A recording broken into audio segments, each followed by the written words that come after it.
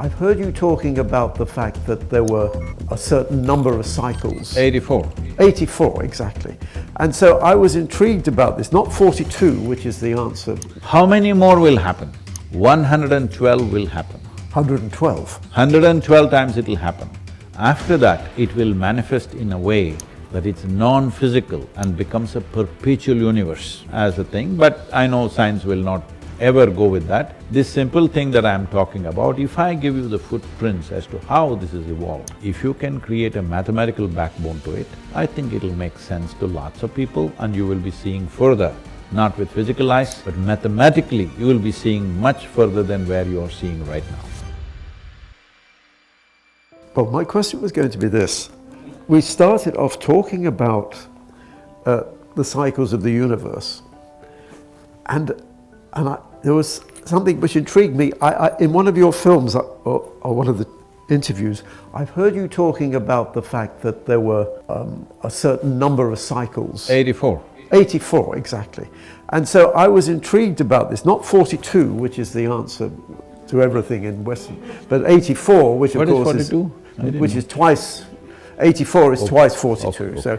But I'm fascinated, where does the figure 84 come from and why 84? Well, you already heard that video, so I will leave that part. No, but they didn't, and There is a continuous talk about Big Bang. Yeah. I was talking to one of the scientists who's written a book on endless universe. Yes, endless universe, that's the title of the book. Paul Steinhardt. Yes. Yeah. So I met him in Davos and he was setting up a computer simulation of how it could have been.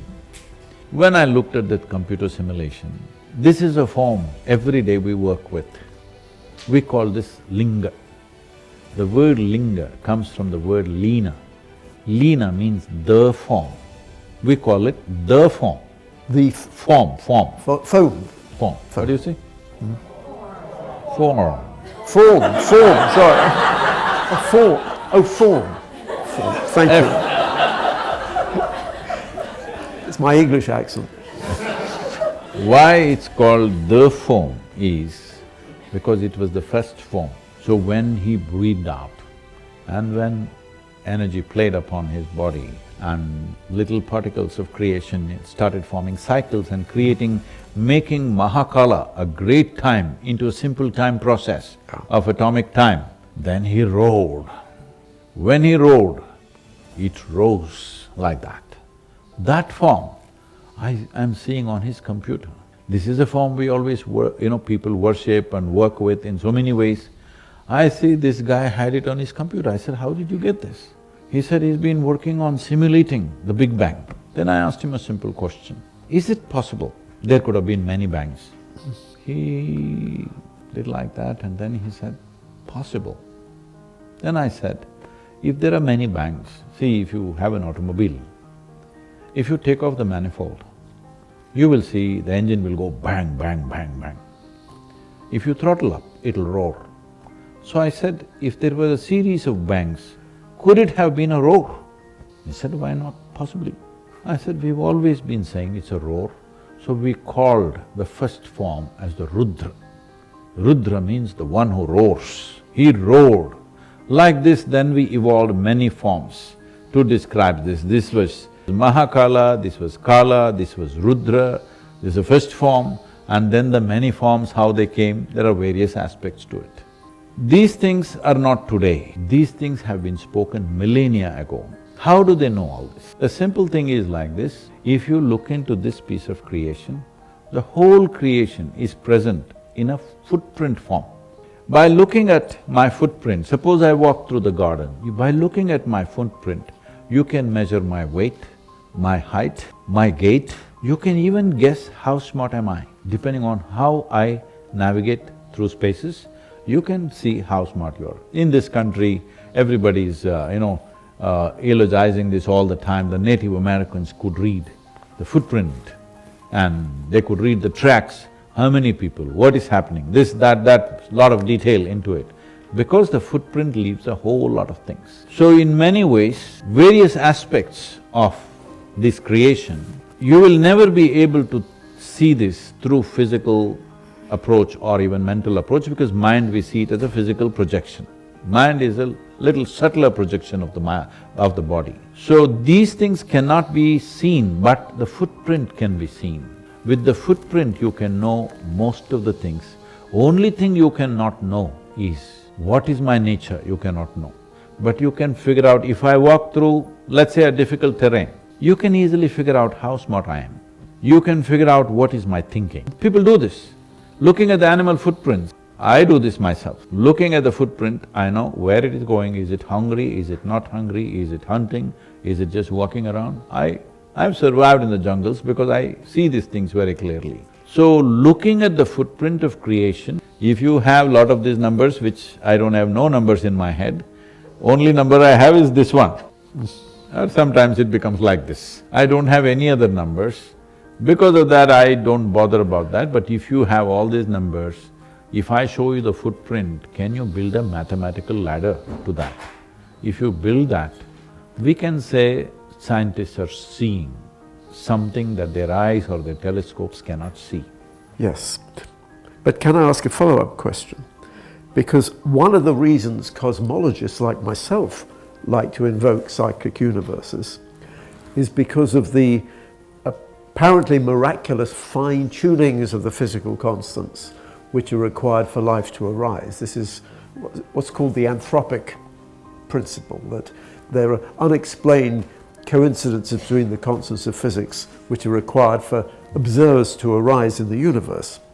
And one of the explanations of this is that you have many cycles of the universe, expansion and recollapse, and every time you have a bounce, you change the constants. And so the idea is that many of these cycles are just empty, no mind, no consciousness. But every now and then the constants have the right values for consciousness to arise. And so one reason you invoke cycles of the universe is that means occasionally you're going to be in a universe, well, you have to be in one of the cycles which is suitable for life. So this is one example of the multiverse. Does that tie in at all with the reason for having 84? See, this 84, how we're talking about it is, there are yogis who have done a whole lot of mathematics to it. I'm not one of them. I'm good by knowing it by my experience. I don't wish to write it on the blackboard. I don't have the competence, let me say that. Competence comes only when you care for something, otherwise you don't acquire those competences. So these 84, out of these 84, many have dissolved. Their bare, vague footprint is there, but they have dissolved. But the footprint is there in this. 21 of them have a little larger footprint. Oh.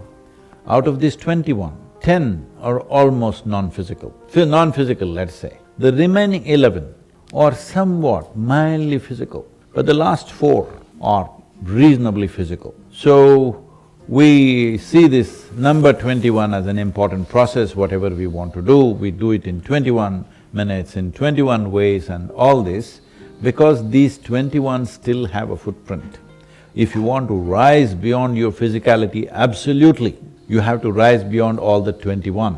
But you don't have to bother about those things, because if you rise above the physical nature, not just in terms of physical body, but even the information is physical. All information that you carry, which makes you you, whether dead or alive, it still makes you you, that one, we want to rise beyond that. So that imprint carries all this, and out of the 84, 21 are still manifest in different levels of, for lack of words, I'm saying transience, from almost non-existent. Others below 21, they're completely gone, but their footprint is still there. They don't have any influence or impact, their qualities are not imprinted in us. But these 21 qualities are there in us. How many more will happen? 112 will happen. 112? 112. Each one of them may take whatever they've calculated these yojanas up to how long it'll take, that's not my number game, is not my game. So, 112 times it'll happen. After that, it will manifest in a way that it's non-physical and becomes a perpetual universe. A non-physical universe will manifest itself, that it doesn't need physical matter but exists, and even individual existence may happen, we don't know. It may happen, or one massive happening may happen, but a proper manifestation of universe without physicality. When that happens, that is the final one. This is seen as a thing, but I know science will not ever go with that. So let us leave those things. All I am saying is, this simple thing that I am talking about, if I give you the footprints as to how this is evolved, if you can create a mathematical backbone to it, I think it'll make sense to lots of people and you will be seeing further, not with physical eyes, but mathematically you will be seeing much further than where you are seeing right now. That's fascinating, because that is not one of the standard modern cosmological theories, you see. So, but what you're saying is that you've got these cycles which at some stage evolve beyond the straightforward physical… See, the beautiful thing is, they're clearly defining this. Because the Indian cosmology is built and personified in a certain way. Most people, Indian origin people will know this. There is a coiled up snake upon which a god is lying down. Yeah. That snake is called Shesha. Shesha means, when we are learning mathematics in Indian languages, the remainder, what do you call it? Remainder. Remainder is called Shesha. What is remaining is Shesha. Even in our common language, we use that. Shesha means something left over. So, this snake is the Shesha upon which once again creation begins. So this Shesha leftover, the leftovers are there from last 21 universes. But the imprint of the leftover is diminishing as you go backwards and increasing as you come forwards. But the last four are significant. And so was consciousness in only some of these universes? No, all of them were conscious, fully manifest universes. All of them were But conscious. they ran out of time. That what was Kala became Mahakala, but it left footprints. In some footprints they're very strong, we can see exact nature of what they are. Some footprints are very weak, that we can barely see that they are there. And is this evolution towards, after 112 cycles, a non-physical state, does that correspond to a sort of evolution of consciousness? In a way, it is like consciousness graduating, that without physical form it can manifest itself.